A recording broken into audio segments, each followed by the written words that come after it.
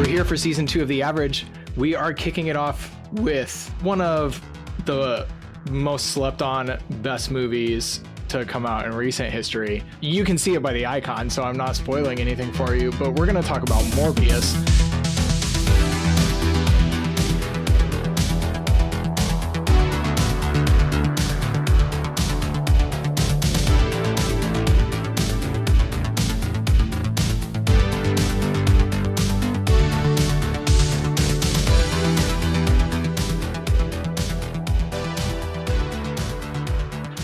I was an idiot when I Googled the worst movies of 2023. This showed up on the list, but this movie is actually from 2022.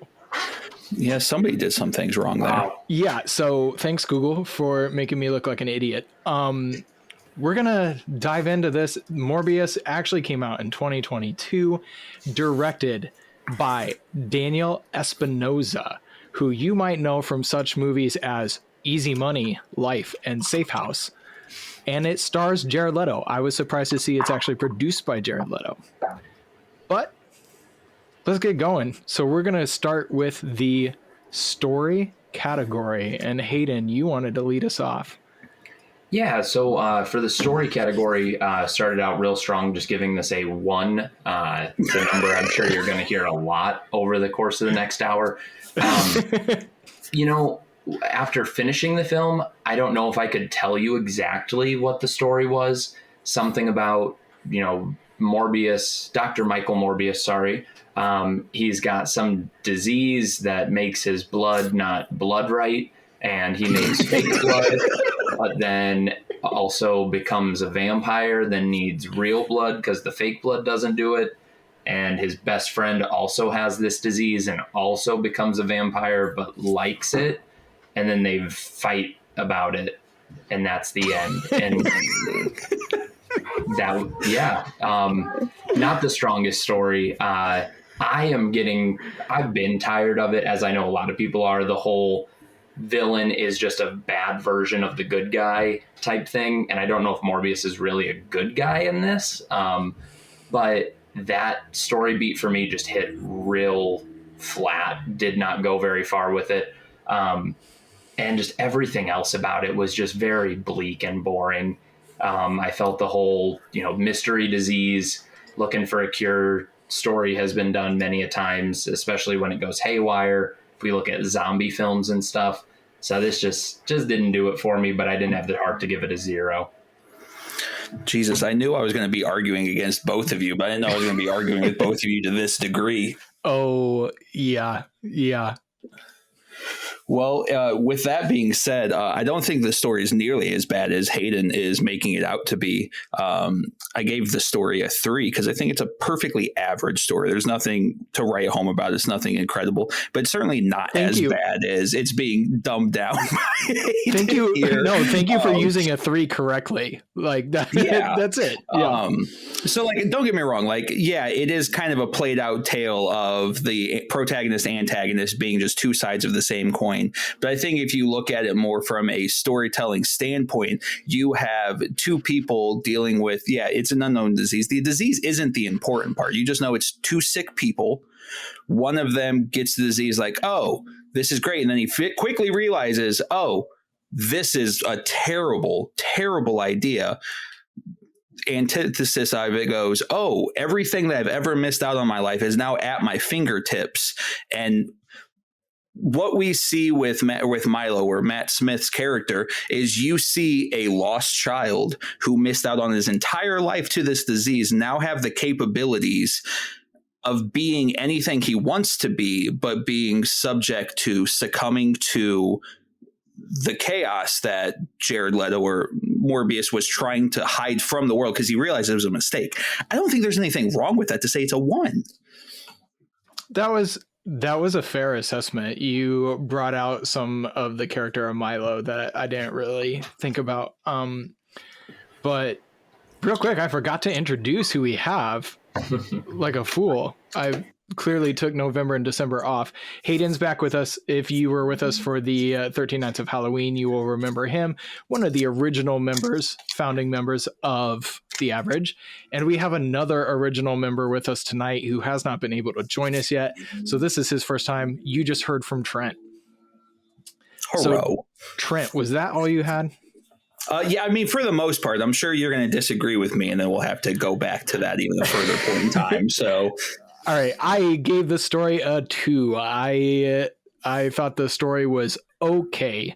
I'm with Hayden for the most part. This random disease, he's looking for a cure. This fake blood that, like, I wrote down in my notes, fake blood ? It just seems so far-fetched. But as far-fetched as people becoming vampires. Well, yeah, I'm just like, what is it stands out in a movie about vampires? It's bad then. That's true. The ridiculous part. It is for me. But he says the way he drinks the fake blood, anyways. But the whole, like Hayden said, the whole villain being the opposite but the exact same. We've seen that now with Iron Man 1. We've seen it with Iron Man 2. Iron Man 1, Iron Man 2. We saw it with Hulk, the Incredible Hulk. We saw it with Ant-Man. A lot of the original Doctor Strange. Yes, I mean, it's the Marvel formula. It's the Marvel formula taken. But you also got to remember, though, that there's only 7 types of stories to tell. And this particular story is just man versus self at the end of the day. It is, and it's told terribly. So I'll give you that. And you can do that really well. And this movie did not. Most of my qualms with this are going to come to the script, because I do think it was an okay story. It was decent, but the script was... I'll get there when we get there. So that's all I'm going to say. The story was not super compelling for me. I remember Morbius from the animated Spider-Man cartoons growing up. I've never really been that big of a fan of him to begin with. So I was kind of hoping this movie would give me something to latch onto in his story, and it didn't. I still don't care for Morbius at all. So jumping into character then. Yeah, so nothing really different here. It's another 1. Now, I want to just state this beforehand. This was my first time watching it just earlier today. I have not been a Morbius hater from the get-go. I think Jared Leto is a very untalented actor. Agreed. Great singing voice. Love it. But his on-screen presence just does very little for me. So I'm not trying to come into this super biased, but I'm extremely biased, I guess. Anyways, characters. Thought that they were, again, just like the story, very boring, pretty one-dimensional characters. Really would have liked to see, and this will come more into the direction and portion of it all, but would have liked to see them give them something different to work with that just made the story, gave it a little bit more to bite into, but their characters just had no room for that. There was nothing to love about the relationship that Michael and Milo shared, because we don't really get to see that relationship form. We get some flashbacks when they're young, or when Michael's younger. I'll be honest, I can't remember if Milo was in that much, but not a lot to really establish their relationship. It should have been the first act of this movie was flashbacks about their childhood, mainly focusing on Michael, but introducing Milo and how he's a constant in his life, and then showing them grow up and getting to the point where they have exhausted every single option they have that has brought Michael to this point. And then you've got a really deep character or connection between these characters, but there was nothing. It was just, that was another guy that had the same disease as Michael, and it felt like they just took the same character and copy pasted it. What was her name? The female doctor, Bansworth or something like that. Martine. Bancroft. That. thought she was okay. I mean, she mainly seemed like she had to play a damsel in distress for half the movie. And the first half, when she wasn't playing that, was not a super engaging character. It's like she was there to morally object to Michael. She but then also existed be a love for the interest. exposition. And yeah, so it was like they just said, hey, we need a lady in here. So here we go. And I can't comment on any of these characters coming from the books or anything, because never been a huge Spider-Man fan myself in terms of reading material. So I never got drawn into Morbius as a character. Didn't watch the animated Spider-Man show, so I never really got to see him there. So came in fresh to this with no opinions on the characters, and from this alone, did not give me a lot to want to go out and read more about them. So that's why I gave it a 1. Well, I am yet again on the opposite side of the coin here. And I think I just kind of looked at these characters deeper than what was presented to us, because I gave the characters a 4. Of the cast, I think Tyrese Gibson was probably portrayed as a character the least, because the scene that really stuck out for me that made no sense is when Morbius and Simon Stroud threw hands in the lobby, and Simon Stroud was just able to casually parry these supernatural attacks, which I don't know if that was just supposed to be like an emphasis of like his military time being shown off there, that he's like, oh yeah, I'm a capable fighter. It just seemed kind of out of nowhere.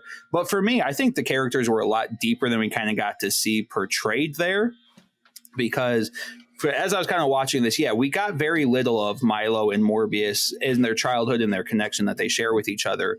But I think there's a lot more to glean from what we've seen. That doesn't mean I didn't want more. The script definitely had more to flesh out. But with the characters, you had 2 people who had a fucking life-altering disease, a life-ruining disease, and they had 2 personalities that came from it. You had Morbius, who devoted his entire life to correcting this disease. And then you had Milo on the back end, who, even though he couldn't have a normal life, still managed to be like the benefactor to Morbius over all of these years. So while Milo is unable to have a normal life, he still managed to create a life for himself of always wanting more. And that's why he was able to get in debt with these Russians. That's why he was able to fund Morbius. And would have to imagine an ungodly expensive procedures to try to kind of envelop this cure that they've been searching for all of these years. And with such a small cast, really, at the end of the day, I don't think Martine was that bad. I think, she did kind of get overplayed as the damsel in distress. But also, again, in context, what more is she supposed to do in the situations that she's finding herself in? Like, she's a mortal woman fighting vampires. Like, she's going to be pretty limited on what she's capable of doing. So don't put her in the story. If her character exists simply to exist, then the character serves no purpose to the overall narrative. And again, I don't disagree with that. And we'll get back to more into that with the script later. But I think she disappears 2/3 through. That's true.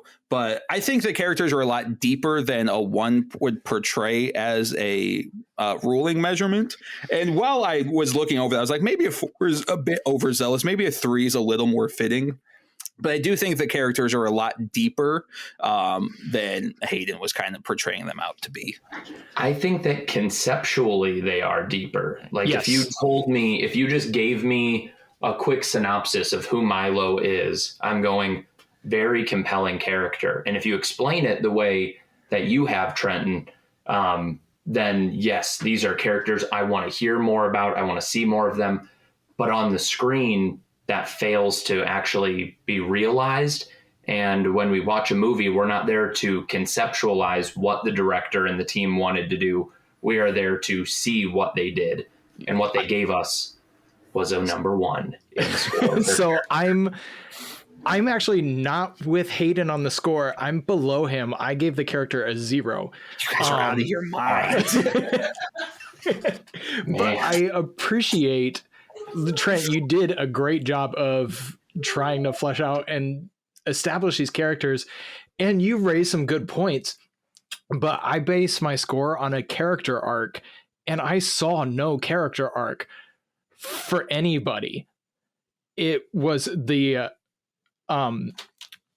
I know the last name was Bancroft. Martine Bancroft. She existed to exist. Agent Simon, Tyrese Gibson, existed to exist. Jared Harris's character. Jared Harris is amazing, but Dr. Emil existed to die. I just want to point out on his Google casting, it's just Morbius's mentor. He doesn't even have a name if you look up the Morbius cast. And that's Milo. Milo arguably had the strongest arc of the movie, but it sucked. Because Hayden was talking about the flashbacks, and we see that flashback of like Michael Morbius wrote him that letter when he left, and then the letter flies out the window down into the hands of the bullies, who are just terrible people for kicking this guy on crutches. So we see that he's willing to go to violence early, but then we're not surprised when he secretly takes the whatever that turns him into this bat and becomes the bad guy. You kind of see it early on, actually. But he had more story than Michael, who was like, hey, diseased? Yeah. Really smart? Yeah. And I'm going to stay that way through the whole movie and not change and not be challenged and not... He didn't even struggle when he became the vampire. He just like, okay, this is cool. Next thing. And moved on. See, I just think they played into subtext with that one a little bit more than they should have. Oh, they played with subtext. I made the note that this movie was written like junior high fan fiction. It was, let's go to this cool thing or this thing that we think is going to be compelling and powerful, and then jump to the next thing without explaining anything. Like, let's... Like the bats in the cage that he was like, oh, it's like a fish tank. Yeah. Why? Yeah. Why? It's a cool scene, but yeah. And Also, then he just happens to find the correct one while he's giving the 15-minute long exposition to Martine at the beginning of the movie about how this could be, and I'm not going to accept. She called it the Nobel Peace Prize. I've always thought it was the Nobel Peace Prize, but, I didn't even notice that. Yeah, she called it the Nobel Peace Prize, and I'm like, is this universe different enough that it's the Nobel Prize? But he just manages to pick the right bat and dissect the right stuff and figure out the right thing in the 15 minutes that she was there, and then we jump to the next thing. And it was just, I never had time to connect with the character. I never saw Morbius like truly struggle with what he's done and what he's become, and then how he overcame it at the end, because it was literally superhero action, fly away, end credits. He didn't even have to learn how to fly. No. He just did it. And I have a Like, question. he noticed the waves or the air flow. Why? Yeah, What part of having blood from a bat in you makes you see air? Like, Yes, I wrote, is he flying on echolocation waves? Because it was the this makes same everything effect. smoky. It made no sense. But then it shows him fly through the subway tunnels for effect, because we never see him like end the flight or where he ends up after that. He flies from the tunnel, escapes Milo, but then at the end of the movie, at the climax, he's jumping across roofs again. He's not flying. And they show him like gliding down like he's falling. And I'm like, is he flying? What is going on? I thought he had this power. Anyways, that's He's falling with style. Yes, that's exactly what I thought. He's Buzz Lightyearing this. Yeah, I gave the character a 0. There was nothing for me to latch onto in these characters. See, I left this and I was like, let me go read some comics with Morbius in, because I want more. That is the best thing that you could say about it. That's out of every superhero movie. Like, I hate to bash on movies. I don't want to do that. Are you sure that's all you Yes, do? I know it's what I'm doing, but I sometimes only bash on the bad ones. Yes. And But at the end of the day, I want them to make new fans, whether it's a good movie or a bad movie. I want them to make new fans that are going out there and picking up comic books off the stands. I want them to go read those. I want them to read the source material. That's what I hope happens, even out of the bad movies. So we can jump in then to Music and sound design. This is going to be a short one. Yeah, very, very short. One on to Trent. I'm sorry, go ahead. It's just, there was nothing in it that was notable. And maybe what I should have done is put this more at like a 3 because it was average and not bad sound design.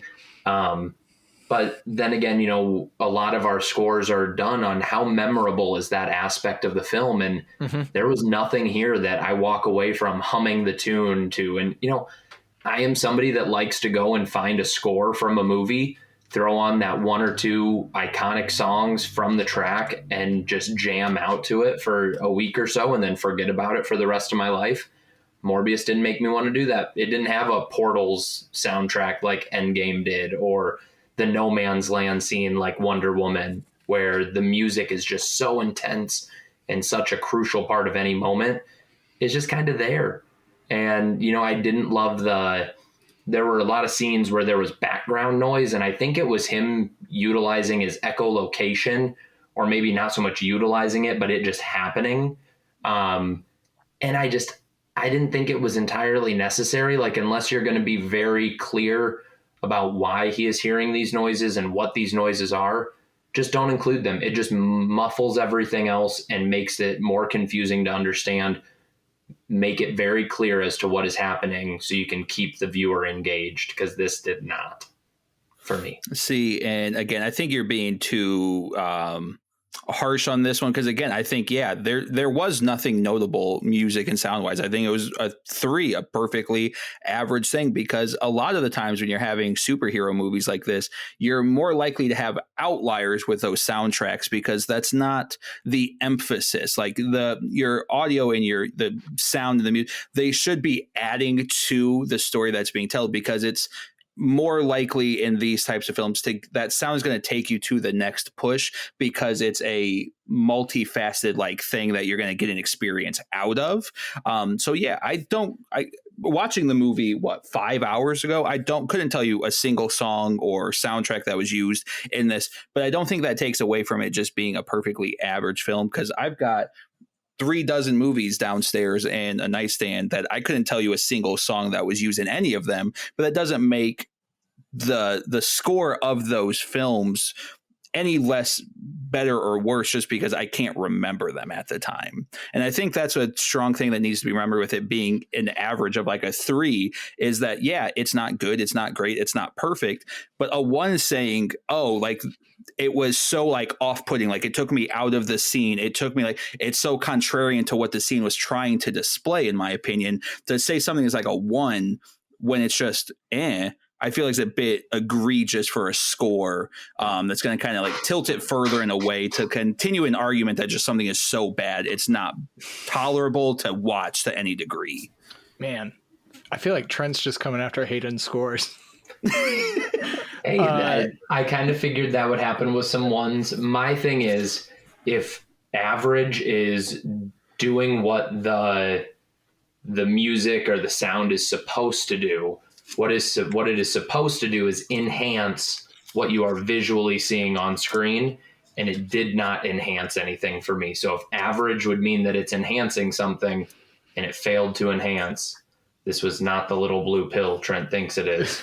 No, that's a very fair argument. And I think it just adds to the end of the day, which goes into an entirely separate conversation of why I don't like a 1 to 5 scoring, is because I feel Trent, like now he's coming after me. No, because I feel like just like in circumstances like this, it limits your argument base of like where a score. So like that's why personally I'm a 1 to 10 kind of guy. And I think we are technically a 0 to 5. 0 to 5, which makes it weird because that's 6 numbers then, which isn't good math. But anyways, so you have 3 numbers below average and 3 numbers above average. So you have terrible, bad, okay, good, great, amazing, and that's the scale. So I scored the music at a 2, which is the top of the bad end as far as okay. I thought it was okay. I agree with both what Hayden and Trent said. I came at it, which is why I went a 2 because it didn't enhance anything. In fact, I forgot it almost 30 seconds after the next scene. I couldn't tell you if there was music in the scene, but I didn't find it overly offensive, as in like, wow, that was a bad song choice. I was just like, meh, I forgot about it. It was there. It didn't increase my enjoyment. It didn't detract from my enjoyment. So it got an okay out of me. Fair. Yep. So jumping in to editing and special effects. Hayden's got a surprise for us on this one. Does Hayden? Does he? He must be dealing with something on the other end. I was going to say, man, he's really building up this lead time. Hey, I am back here. Sorry, I never clicked to unmute myself, and I've been talking to nobody.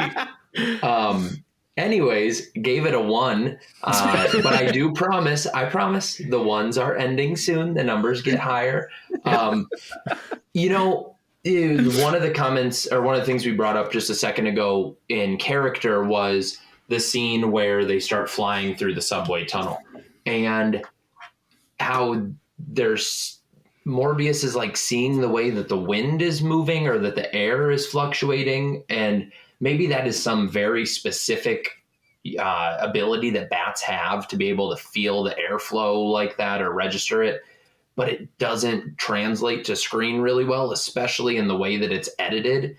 The fact that he just gets really smoky and like is a wisp that flies around, for me, just doesn't work. And that's a bit more direction, I guess, than editing. But the editing of it doesn't look good. It looks like it is sloppy and purely there to hide the fact that they couldn't edit it well.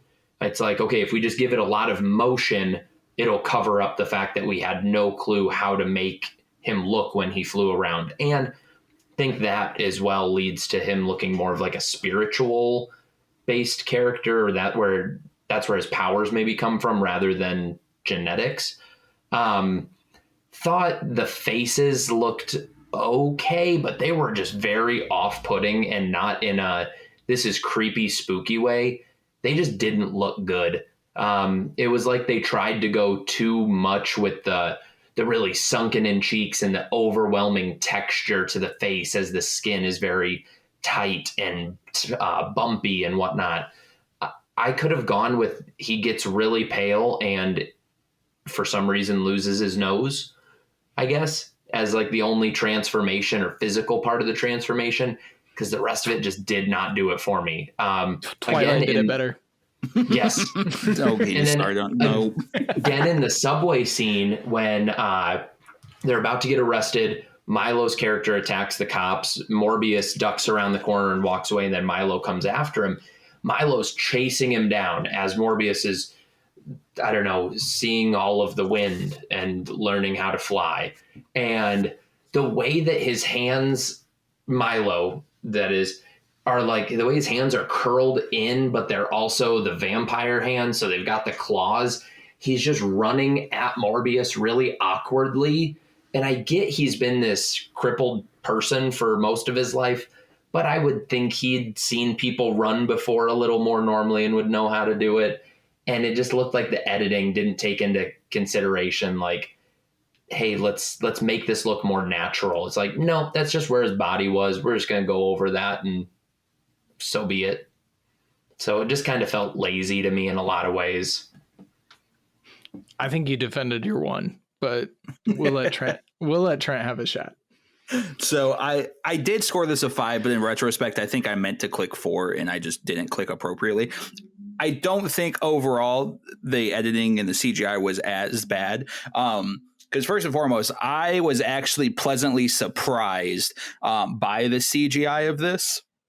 Especially when seeing their quick speed, and I genuinely enjoyed the fluctuation showing of the speed differential from where they were to where they're going, and physically seeing that and again, I don't know how in the Morbius realm of world of existence, what is happening in his movement, whether he's dematerializing or rematerializing. I didn't care. I just thought it looked cool, and it caught me by surprise, which is what took me immediately from just 3 average to a 4. Because again, I scored it a 5. That was a mistake. It should have been a 4 at the end of the day. But yeah, you're right. There's a lot of weird things like he's never seen somebody to run. Well, how many times have you seen some like, oh, I can do that, and you try to do it yourself, and you're like, oh, I don't know what the hell I'm doing, which I think is kind of more of what we're seeing there in those weird little editing things. I'm like, oh, why'd he do this? Because he doesn't have the experience to maybe do it another way. I don't know. But yeah, there's little things like, and I think that subway scene is kind of what we're all going to kind of circle back to, because it was a very jarring, 15 minutes of the film that's kind of all over the place for several aspects of our talking points here. But no, I enjoyed the CGI and the visual of this a lot more than I thought I would. I'm actually with Trent here. I scored it a 3. So I'm not quite as high as he is, but I was not offended by the special effects to this movie. I didn't score it great because I did think the vampire look was a little bit overdone. Matt Smith's sunken cheeks almost look like scars, damage, instead of just being sunken. And I did not always appreciate the echolocation. There was that specific scene when Martine was like on the rooftop and only she was creating the echo for him to go to. And it reminded me of like, this was a video game fetch quest, and it was sending off a homing beacon for him to find, because none of the other sounds were creating that same effect. So I had some issues, but that's probably more of a direction aspect on the director didn't have like the train make a bunch of sound, or did the train make so much sound that Morbius was able to fly on the sound waves? I don't know. So yeah, I wasn't super offended by him. I didn't think like the CGI background in the very opening was noticeable, but it wasn't offensively bad.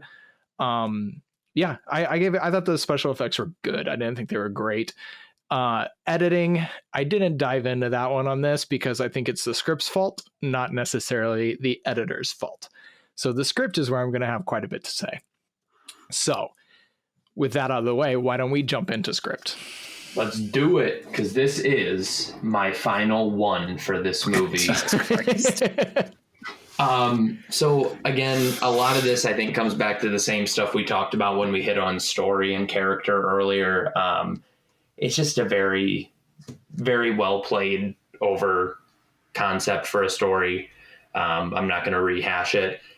Again, the one thing I will go over though is just the copy paste, but make one evil for the hero and the villain of the story just did not do it for me here. And I think that Sony really needs to take some of these films a bit more seriously and give us something new and creative rather than just pumping out boring garbage that's safe, because it is not doing them any favors or getting people excited about any of the product they're putting out.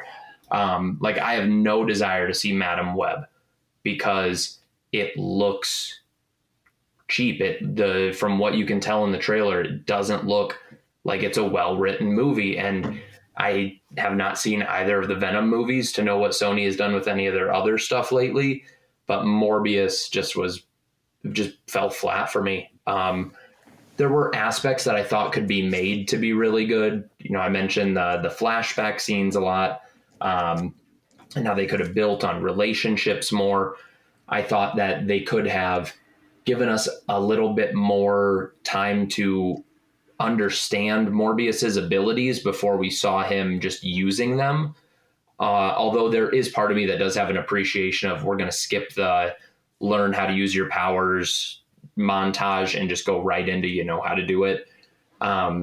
Overall, I think that this movie would have been better if we leaned into the fact that Morbius is more often than not a bad guy and made this a dark stalker film almost of him hunting his prey. And maybe there's somebody who tries to become a good version of a vampire and they end up dying in the end, and Morbius is still on the run, or they do something that just deters him for the time being. rather than having your good guy win in the end. But yeah, just not a huge fan. I will say the boat scene right after Morbius changes, I did think they were going to go for that kind of villain side of him, and I was disappointed. Yeah, I felt like they were hesitant to lean into it, and they maybe almost started with the movie like that, and then decided, no, we want to make sure that we could, if we'd like down the line, be able to market, Morbius action figures alongside Spider-Man as the good guy, and not have another villain we've got to worry about him defeating. Yeah. See, I'm again here at a 3 on this one because I think I will shit on the script because it's not as great as it could have been. We've touched on the fact how much it kind of jumps around and how it's skipping a lot. It's not as fleshed out as it should be. And there definitely could have been better, which is why I've got it at a 3. But I think a very important thing to kind of note here is with how much of the movie uses subtext is it kind of goes back into what Stan Lee says about when he does his comic mashups, when he's like, oh, V or X versus Y. He never chose a winner because he wanted it left up to the audience, us, to be able to debate what they're capable of, who would win in those types of fights, and what is going to come from those types of encounters. With that being said, though, the script, I think, it was an S script. It had a good backbone to become something, which I think Sony gets the short end of the stick a lot because I think overall people are just unhappy that Sony has rights to the Spider-Man universe, which of course nobody likes, but you got to go back to Marvel being losing all that money in the 90s. And it was the only way that we have what we have today was all of those shares being sold off and all those rights being sold off. I don't think the Sonyverse is as bad as everybody makes it sound, and it isn't given enough credit for the potential it can become. Overall, I think Morbius, if we got this film after we got him in whatever Sinister Six world that Adrian Toomes is trying to put together, I think Morbius would have been more well received if we would have got more information about Morbius's character in a secondary position after we've already seen him on the big screen. With that being said, though, a lot of the writing kind of annoyed me, like the fact, like, I am Venom. Like, there was the dumbest thing to say just for you terrible. to connect that this is connected to Venom. We are aware of that. You don't have to be a massive comic book nerd to understand that Morbius and Venom are in this same universe. And I think it was the same thing because I think Venom says it also in the Venom film when he says, "You wouldn't like to see me when I'm hungry." I think that was still just another nod. And those two lines were just so jarring. Like it's corny. Nobody likes to see those because it wasn't funny corny. It was just poor writing corny. Yes. Which I think is the big thing that this film really struggled with, was trying to connect something that we already knew was there. We don't need our hands held at this point with any level of a cinematic universe, because if you have questions, it's 2024. Google is there. You have the capabilities of, oh, I missed this. Because at this point, who doesn't leave any Marvel film and like, oh, what does this mean? What did this connect to? Because that's the point of it. With this being a shared universe, they're going to have Easter eggs. There's going to have things that you're going to have to research and do a deeper dive on. Don't hold our hand. Don't spoon feed us so we could get more out of this experience without you feeling like you have to. I don't think it's a good thing to, what's the phrase when you have to play to your weakest audience or whatever. That's not the phrase, but downplay it. I guess downplay it to the degree, or whatever that teaching term is, where you have to teach to the lowest pupil. I don't think that's something that really needs to be done in these shared films. Like, I think Sony's got potential. Venom 1 and 2, I thought were good. Venom, I thought was a good film. Venom 2 definitely needed work. But I think Kraven, I think, is going to be a fun time. I think Madam Web is going to get a lot of hate because it's going to be a strong female cast. But I think I'm it's going looking to more forward to Kraven than I am Madam Web. but and I don't disagree with that. Yeah. But I think what Sony is doing has the capabilities of becoming something, but the audience really has to step back and give them a chance to turn it into something and quit crucifying things to a degree that they're going to not have a chance to make something happen by steamrolling these negative reviews and butchering any chance of a future. If they would listen to the fans at all and make any changes, 100% agree. That is the biggest issue. Like, we live in an age where, people were able to complain about Sonic the Hedgehog looking horrendous enough. And it wasn't even that long. Like, it was not a very long period of internet discourse. And they went in and they redid him entirely. Like, which we live justifiable because he was bad. Yeah, strongly. But I mean, in the era we're in, like, studios should be listening to people, and yes, they are going to listen when money is involved. And if people keep paying to see this, then they'll do it. But I think that the people were able to get back at Sony a little bit with Morbius when they fooled them into thinking that everybody wanted a second release, and it came back to theaters just for folks to laugh it out a second time. I think that's just how strong an emphasis of Sony doesn't have its finger on the pulse. Well, yes. I also think Sony has missed a couple golden opportunities. I don't disagree with what you've said. I do think Sony has a lot of potential. They have the entire Spider-Man sandbox to play in, and he's got some of the best villains, some of the best stories. They have so much they could use. But they missed a golden opportunity following No Way Home, when they had both of their Spider-Men back, and the fans were going nuts. And the biggest problem the Sony universe has right now is no Spider-Man in these Spider-Man stories. And I think what the fans want, I don't want to see Adrian Toomes show up at the end of Morbius. I want to know who Spider-Man is and where he's been.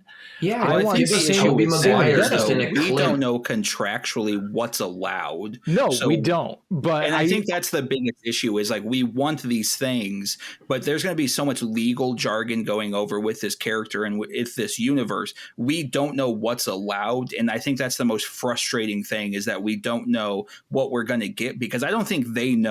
I think they're writing scripts, and then Marvel's coming back like, no, you can't do this, you can do this. And that is wrong. That they're just throwing things at a wall to get it to stick. Yes. And I think they just have to understand, like, no, take your time with this. There are so many cool characters. Yes. Don't try to make every villain that people know of a good guy so you can market them as your superhero. Yeah. Pick, say, hey, we've got Tobey Maguire back as Spider-Man in this. And you don't even have to have him as Spidey. Simply have him see, Morbius fly through downtown at the end, and he looks up with a camera and takes a picture, and he pulls it down, and you see him go and grab the shirt, and he just yanks the shirt open, but you only see him from behind. You never have to show a Spidey suit. You never say that character is Peter Parker. You avoid all legal issues right there, but you give the fans something to get excited for. But you don't even have to show a casting. Just give us Peter to a degree. Because you're right. You have a camera. You have him in a degree taking a photo.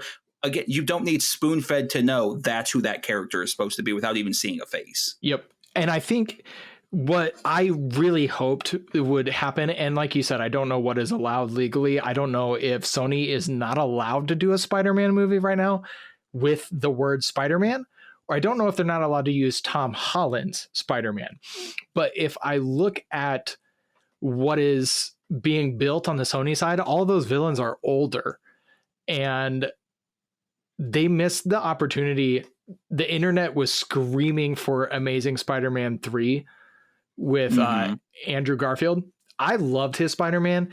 The movies weren't great, but I thought he was the best, like, costume Spider-Man. In the costume, he was the best.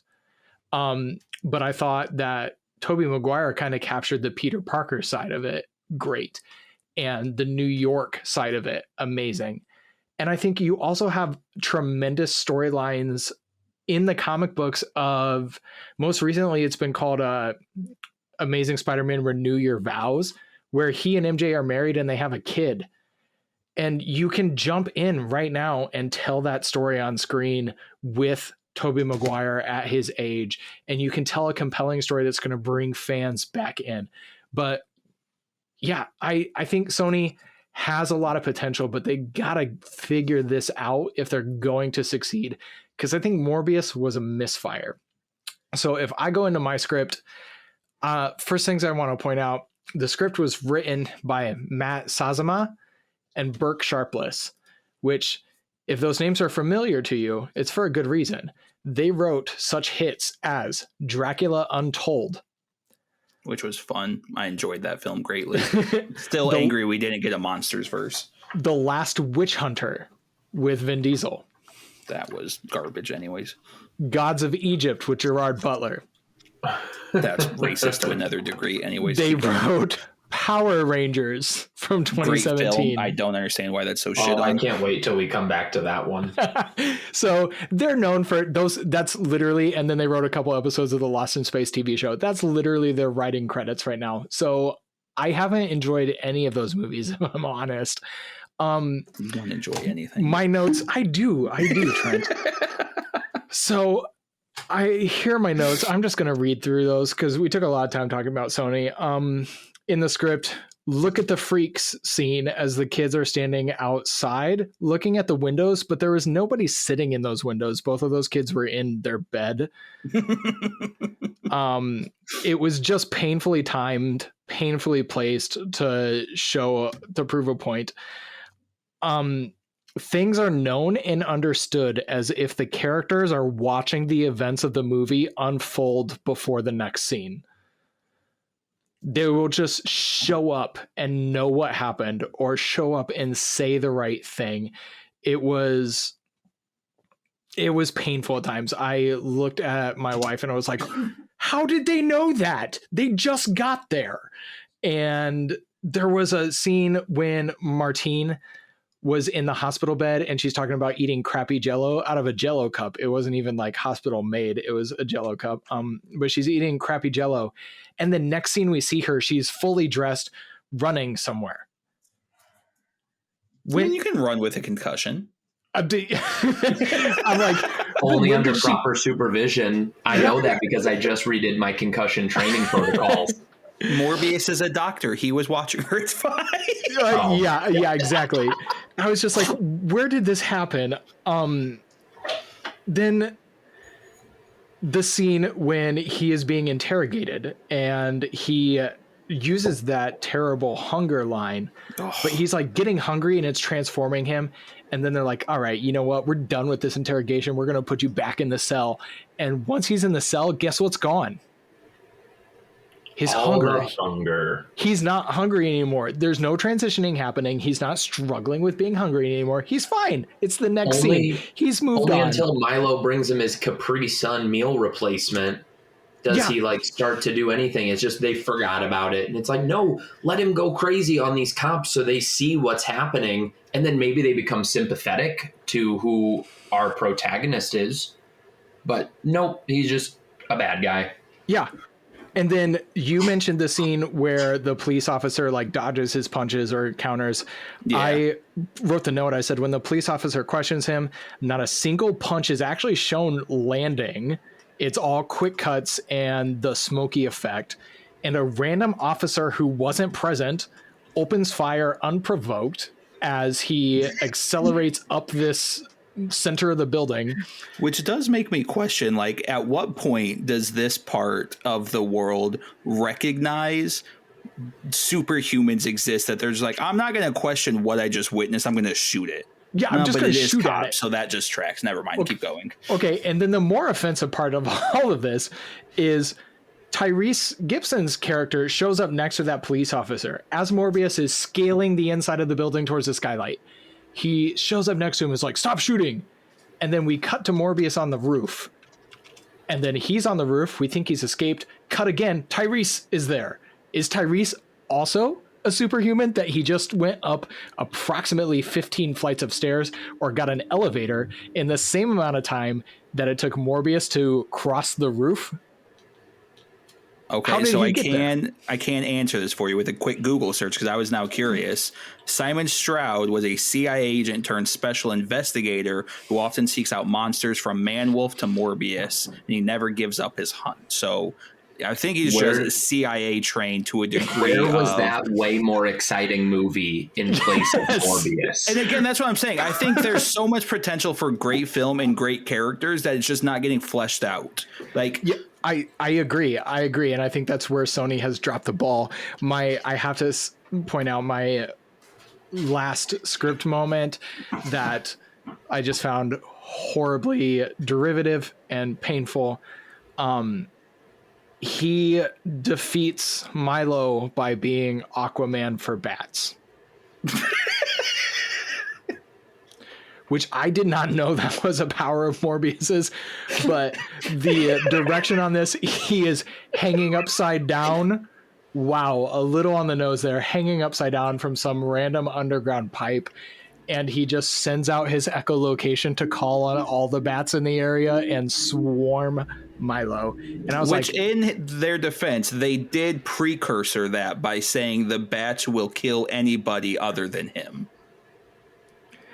Where did they figure that out? Where was the study into that? So again, I don't disagree with that part, but that is something they did touch on, is a capability of his power. So I will give them credit that they did caveat that, while not well, it was stated previously. Okay. I just wrote down, apparently he talks to bats like Aquaman talks to fish. And that's just got to be a power that dies. Like in the modern age, it just doesn't hit the same way of just, you know, Spider-Man, is he going to start talking with spiders now? Yeah. Like we don't need it. And he doesn't really, unless, you know, Michael Douglas pops up in the costume for a hot second. Like Scott Lang just forgets about that part of his, you know, hero abilities. So I actually enjoyed in Aquaman 2. I know a lot of people hated that movie. They use that power. So like there's a sonar weapon that was developed and they're using it to target whatever. And Aquaman uses his ability to talk to fish to call whales to come and set off the sonic like discrepancies and basically neutralize that weapon. And I was like, oh, that was actually kind of a clever use of being able to talk to animals in a movie. It wasn't like, hey, I'm calling in the cavalry of killer whales. It was like, hey, whales talk to each other in underwater sonic frequencies. Let's use those frequencies to actually counter something. I was like, oh, that was clever. But yeah, calling on the bats to swarm Milo didn't really do it for me, because Milo really handed it to Morbius throughout that final fight. See, I think that also he's got the same powers. Like you can't using your powers against somebody else and saying that they're gonna like you win. That's hard for me to imagine that, you know, Morbius, a vampire, would be injured by another vampire or vice versa for Milo. Same way, you know, I don't think Iron Man's suit would be weak to the same attacks from another Iron Man suit. It doesn't make sense when you're watching it that is how it should go at any point. Yep. I think Morbius should have just been more Werewolf by Night in the sense of, because as you mentioned previously, Hayden, make it more of a horror film. Yes. And then things like that bat scene would be much more terrifying if it was such a dark, gritty film. He's lurching in the dark, he's hunting prey, and to have them bats come out of nowhere, that'd be fucking terrifying for anybody to witness. Milo's point of view in that situation, so the audience can feel claustrophobic and anxiety through the roof, just like Jon Snow getting trampled in the Battle of the Bastards and not knowing if he's going to make it out or if he's going to die underneath 100 other bodies. Like, I do think they missed the target. They missed the target in not letting this be an R-rated film. Yep. I don't often say that, but I think you're dealing with a horror-based character who drains blood. I'm also going to go back on script for that. When they're in the boat and he is doing these slashing attacks as he passes people, it was probably the strongest scene in the film. But afterwards, the police are like, all the bodies were drained of blood. And I was like, I saw him like slash that guy across the throat. How did he drain the blood? He wasn't there for more than a quarter of a second. See, I just assumed that one at the end of it, he succumbed to the hunger because you went back and slurped it all up. I mean, when Martine cut her finger, you saw him have a reaction. So if he just turned and he's got 8 dead bodies bleeding out, I could only assume, and again, this just kind of goes back to them playing too much into subtext, that there's no way he could fight that urge and had to feed. That's fair. That's fair. He took them all out and then he came back and slurped it up. Before we jump into the next category, I want to tell you a little bit about Zencastr. When I was preparing for our 13 Nights of Halloween series, I was really searching for a way to streamline the process. I wanted a professional looking setup to invite our guests to. I wanted quality audio and video recording. And I wanted the easiest way to release the episodes to as broad of an audience as possible. This is how I landed on Zencastr. It is now super easy to record a podcast with Zencastr. Just log in using your browser and start recording a high-quality podcast right away. Record studio quality sound and up to 4K video with your guests. Feel a sense of zen knowing Zencastr's multi-layered backups ensure you always have your recordings in the highest quality, even if the connection is unstable. And speaking of audio quality, have you ever worried what you sound like? Zencastr's post-production process makes you sound buttery smooth. It automatically removes those ums and ahs in your recording. It removes those awkward pauses in conversation too. Set the podcast loudness and levels while reducing background noise with the click of a button. So if you are thinking of starting your own podcast or just want to streamline what you are already doing, go to zencastr.com/pricing and use my code AVERAGECUSTOMER and you'll get 30% off your first month of any Zencastr paid plan. That's average customer, one word. I want you to have the same easy experiences I do for all of my podcasting and content needs. It's time to share your story. So let's dive into the next category. All right, so jumping into the acting. There were really only 2 characters in this film, but how was the acting? I gave it a 2. Jesus, I know, right? It's not a 1. Impressive? It's not a 1. So again, I said this earlier after Trent had just rambled on and on saying something Morbius is a good movie. I don't remember. But I think that on paper and conceptually, the characters that they talked about or that we have talked about would be great in a movie called Morbius about a living vampire.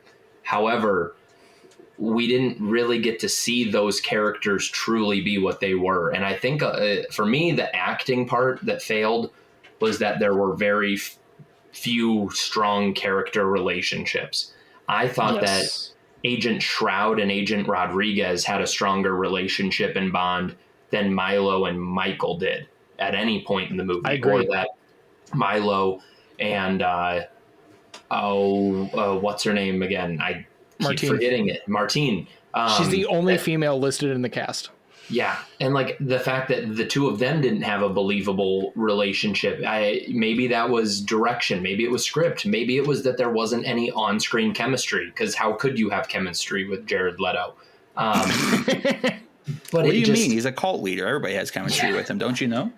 Let me tell you, I had chemistry with him when he was with 30 Seconds to Mars. Anyways, the emo kid in me loved that man. Yeah, I do agree that looking back at some of those music videos, it is hard to not let your heart skip a beat. I had to watch The Kill again after this, but but yeah, I think that there were a lot of points, and I don't love what I've seen Leto in, but I have this feeling that there is so much more to him as an actor with his ability that we have yet to see. And I don't know if we'll ever see it because of his track record now, but I feel like he's just not giving it his all on screen every time. And I know that Matt Smith can give more than he did. And he was restricted to a point with the script, but I just think that it was phoned in for a lot, and the acting really, really suffered. I think that out of all of the characters, all 6 that we really see, Agent Rodriguez was the most enjoyable character to watch because he was serious when he needed to be, was lighthearted, played the role of like a buddy cop duo very, very well in a movie that was overall pretty bland. And you could see emotion on his face in different scenes when he's scared that Morbius is sitting across from him transforming. Like, you can tell he doesn't like that throughout the movie. There was something there. But everybody else just... That's why I give it a 2 for Agent Rodriguez. I think, okay. Yeah. See, I actually gave character a 4, and I got to give Matt Smith his flowers for this one.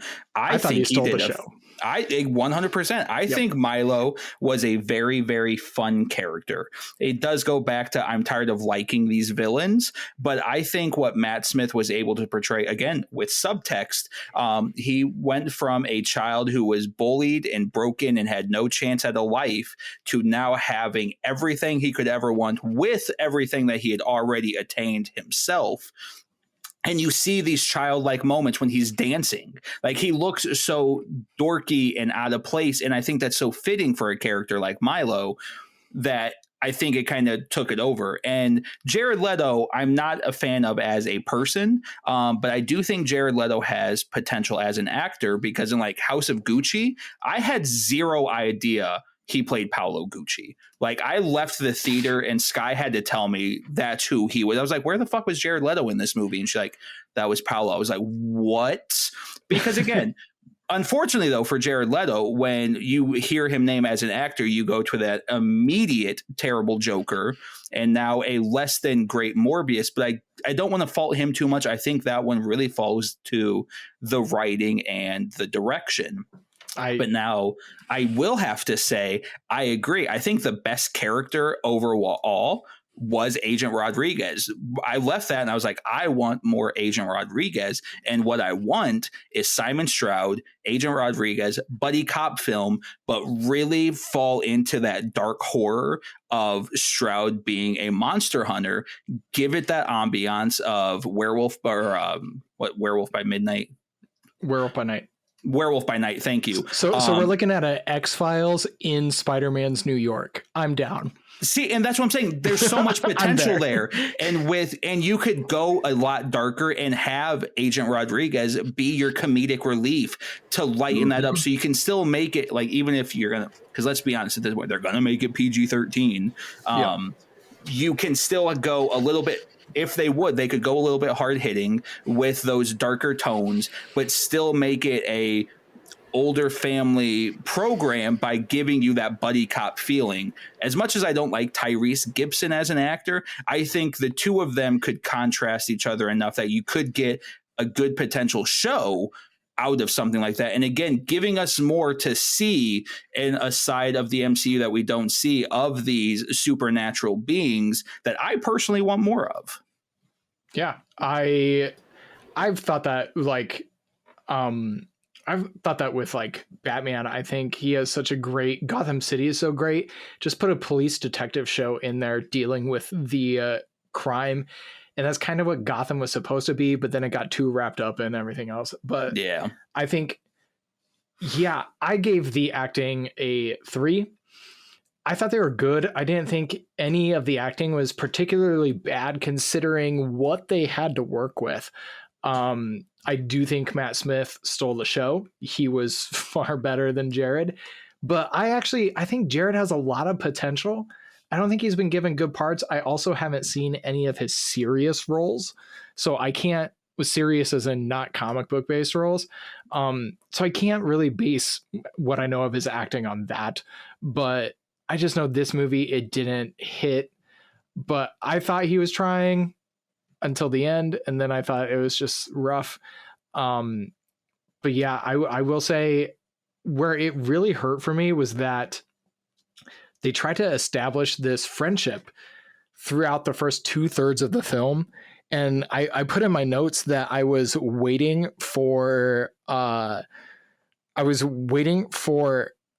Matt and Jared to kiss, like their chemistry, like they were so close. I was waiting for full-fledged, like, hey, Michael Morbius and Milo were in love. And I was like, oh, okay, because that's how it was being played.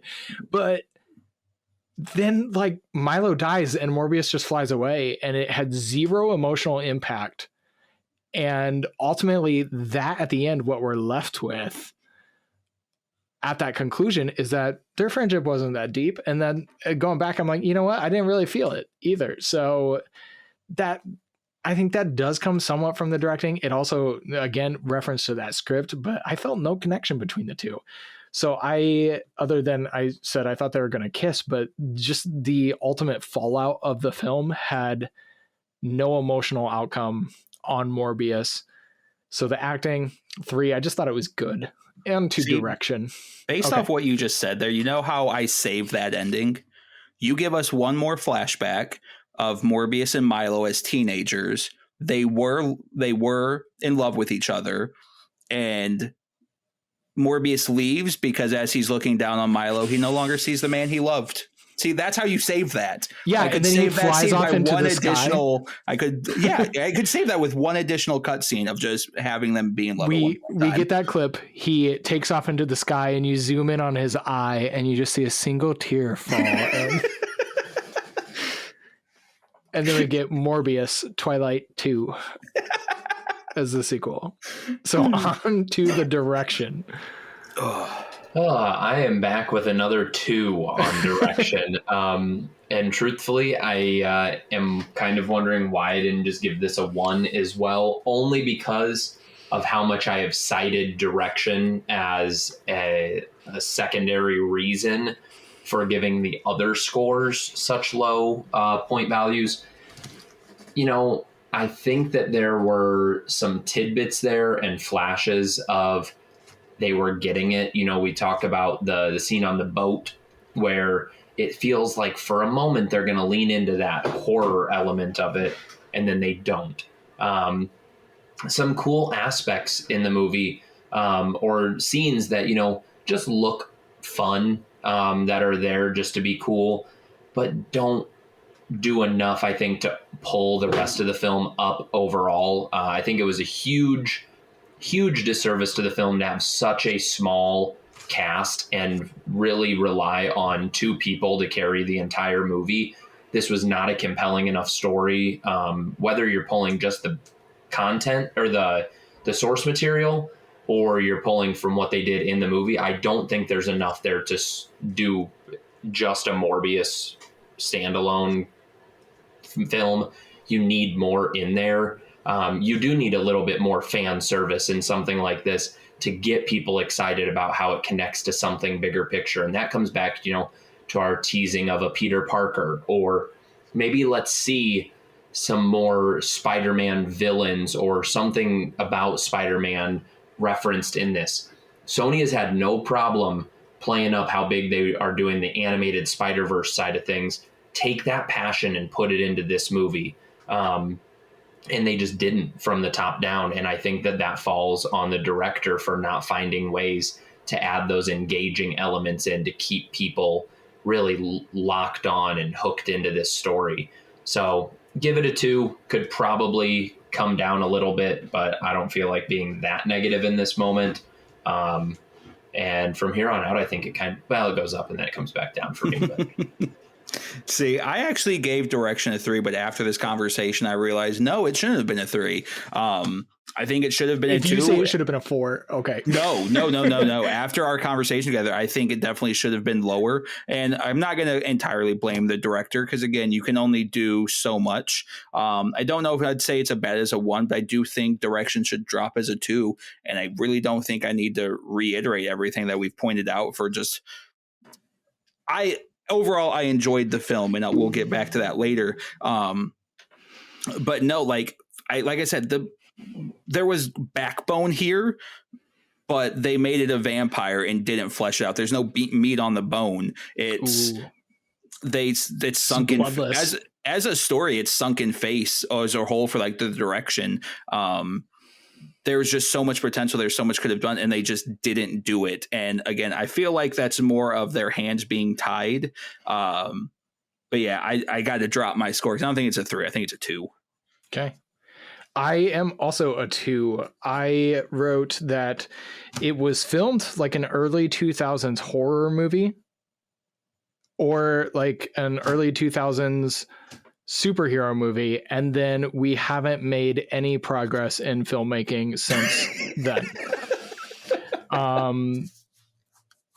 Like the scenes in the hospitals, it's one of those movies where the hospitals have hallways like caves where there's nobody in there, the lights are off, and I'm always wondering, I've never been in a hospital as dark as I see in these movies, or as quiet and empty. Or as quiet. Yeah, why is it absolutely desolate in the middle of the night? There are still patients that need to be checked on, lab work that needs to be done. Like, there are jobs to do. That is just a poor attempt at trying to build suspense when you've done nothing else to build suspense throughout your movie. Yes, it's awful. It's one of those like horror movie cliches that I hate.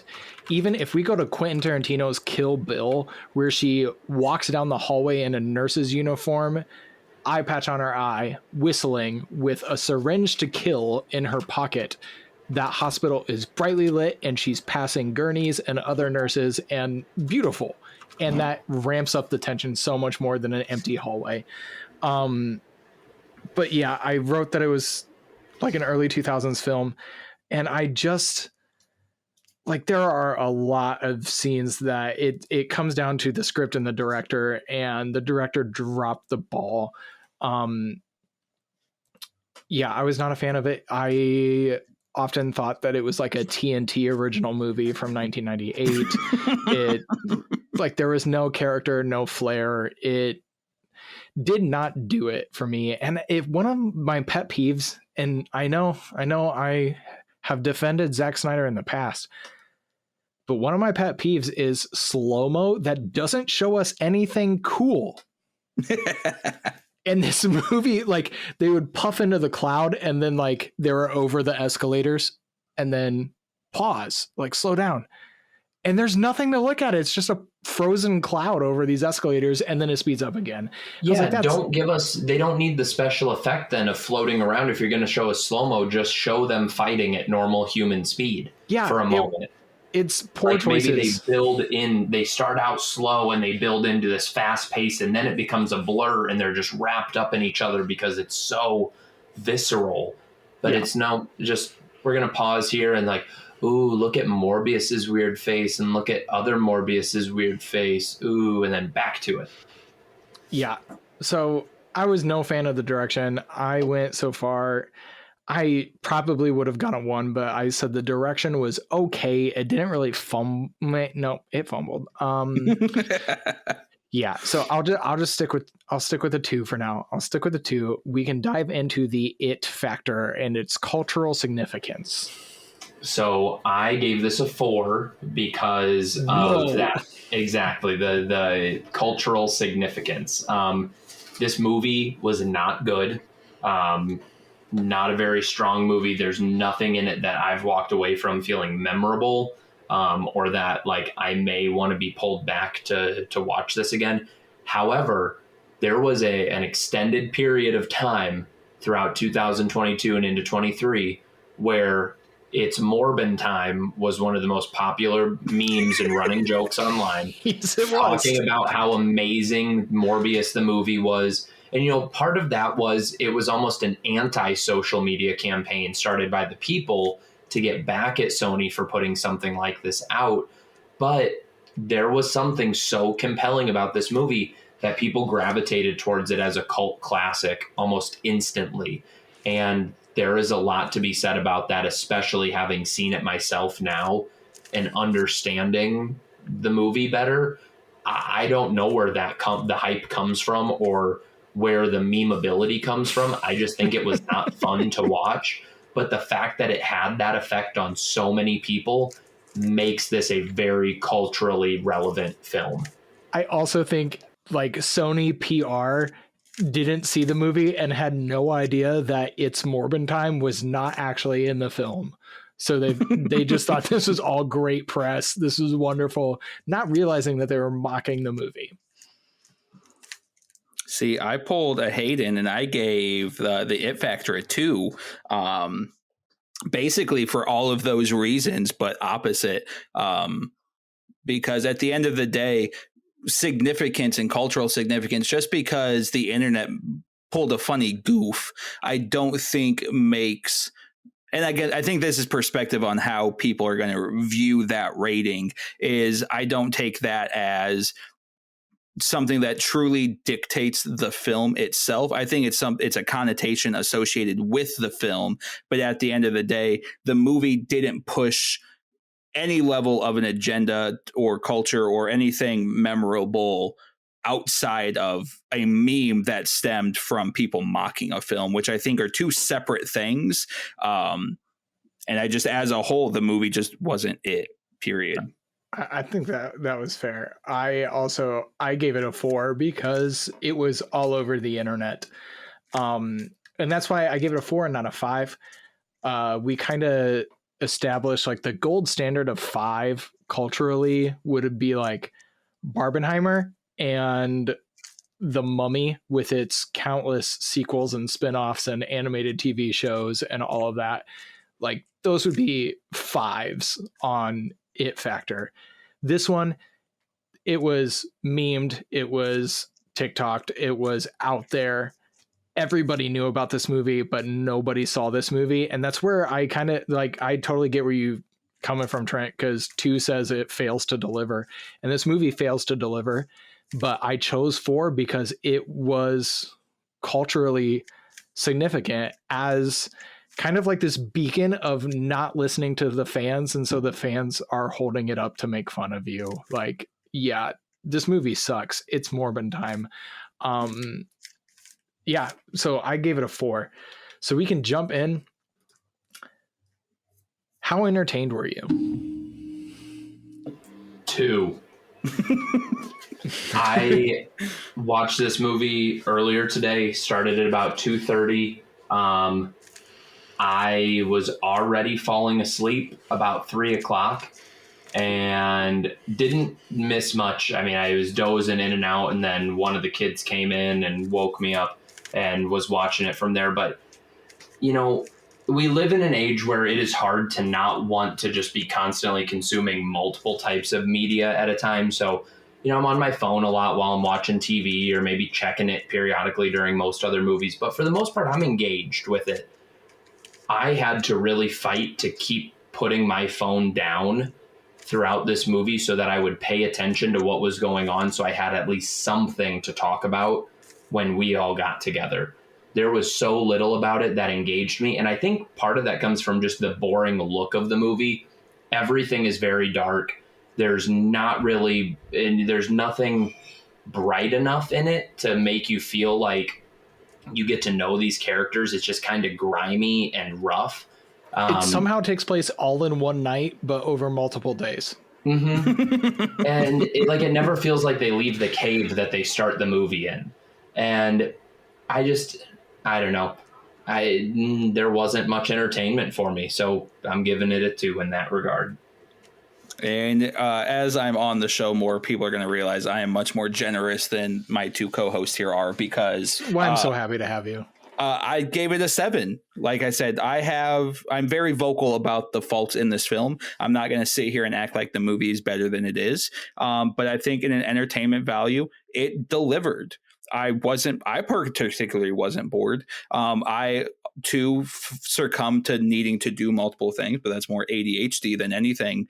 But I found myself more focused on the film than anything else I was doing because, again, visually, the CGI captivated me. I enjoyed looking into the subtext because it made me feel more like it was a comic book. Because I knew coming into this conversation that we were going to have so many disagreements, and now I could pinpoint the things. I'm like, "Ooh, I know I'm going to like this. They're both going to hate this." And I know this is going to be a thing that we can talk about because, again, it goes back to what comics were and how they were written. Of when you have those character v characters, so much is left up to interpretation.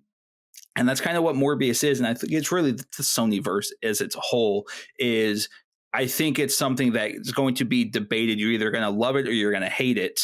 And it's such a polarizing thing, which I think is what makes Morbius a selling point. Is I know I'm probably a one-man show on this island talking about how the film wasn't as bad as everybody makes it out to be. But I mean, if it's on, Yes. I'm not gonna be like, Yes, you fuck are. you, turn this shit off right now. I'd watch it again. I'm not gonna sit through, if I'm talking about, let's go through and rank everything that the MCU as a whole has to offer. I'm not gonna be like, oh fuck, I gotta watch Morbius. And we're like, all right, I haven't seen that in a minute. I'll watch this again. So I actually had the thought while I was watching this film, like Hayden said, I too struggled. I usually like to put my phone down. I actually get mad if I'm watching a movie with people and they're on their phone, because put that phone down and watch a movie. If you can't separate yourself from social media for 2 hours, you need a therapist. But I too was like, oh, when they're doing that long exposition, Martine and Michael, and they're just in the lab and they're talking about all of his research as if she just met him and they've never talked about it before. And we're getting all this exposition on everything we need to know to understand what's happening. I was like, wow, this is heavy handed and clumsy. And this movie is worse than I expected. And that's where I ended up. I knew it was not well liked. I knew it was kind of like bad. I knew it was bad. We went into this like, hey, let's pick one of the Razzie contenders. And this movie was a Razzie contender, which if you're not familiar with the Razzies are the opposite of the Academy Awards. This is the awards for the worst films of the year. So I simply Googled the Razzies for worst film of the year. This showed up. I was like, hey, let's watch it. That could be fun, because I didn't expect it to be as bad as it was. I scored it a 3. I have no desire to ever see this again. And I'm one of the few that I did not enjoy the first Venom movie either. I feel like they both followed very similar beats. I thought where Venom had a great cast, like Venom was great, I just thought the movie felt too short and clumsy. This one I thought was a total misfire across the board. I give it a 3 out of 10 on entertainment factor. I will not be watching this one again anytime soon. And in fact, if it just happens to be on TV, which I don't know why it would with streaming now, I'm going to go to Tubi and watch a free 80s horror movie that is more entertaining than this. So our final scores then, leading it to, Trent likes to give me a hard time for my scores out of 50. If you're just joining us for season 2, episode 1, the way this works, we've broken it down into multiple categories. We started with story, character, music, editing, script, acting, and direction, it factor. So that is 7, if I'm doing my math, that's 8 categories scored out of 5. We have our entertainment value scored out of 10. That gives us a score of 50. So you can then take that. If you scored 40 out of 50, that is the same as 4 out of 5 stars or 8 out of 10, or however you want to break that down. It's more breaking the movie down into different categories and seeing why or why not we feel a certain way about the film. So with that said, Hayden, what was your final score? My final score was a 15. So that would qualify this movie in my responses as terrible. And I think that is a very accurate representation of what I watched. Technically, I ended up at a 34 when I scored it, but after our conversation, I think I dropped it to a 32 in total, which brings is still it to the same. Which is still the same, which yep. I think per our breakdown here, which makes it a good film, which to me is a 60s, which I think it's an average film. Again, I didn't absolutely love it. I don't think it deserves the hate that it receives. I think you're like, it's a movie. I think Morbius is the perfect definition of, it's a movie. That's the best you can say about it. It works, though. People are going to know what you mean by saying, it's a movie. It certainly is. It certainly is a film. I gave it, my final score was a 20 out of 50, so 2 out of 5 stars.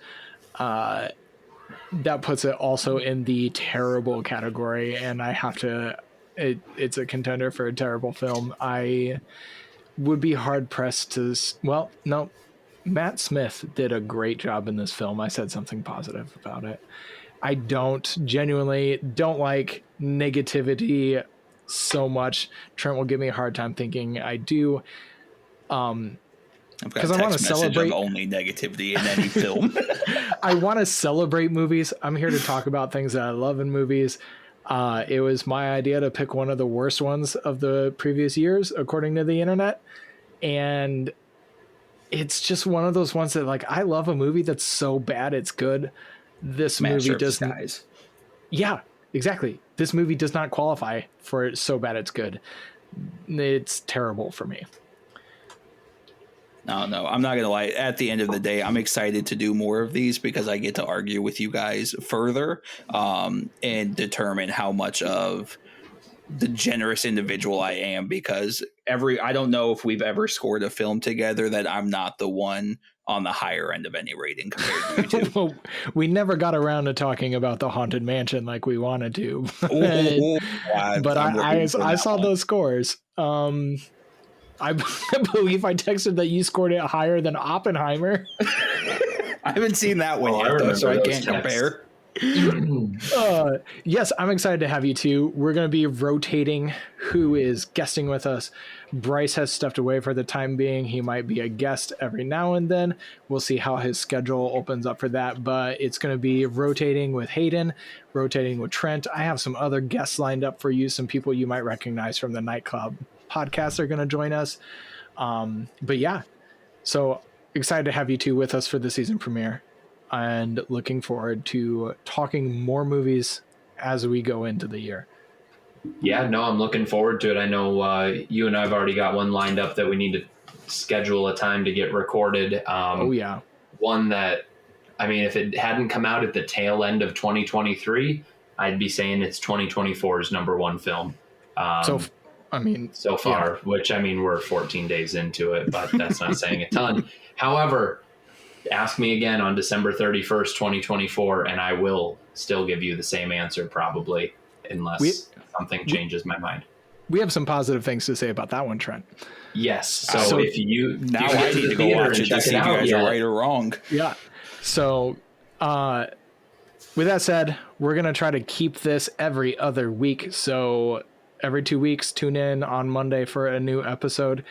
If you watch a movie, you want to submit a score, go to the link tree on our Instagram, and you will see a link to the podcast through there. You'll see a link to submit your own movie reviews.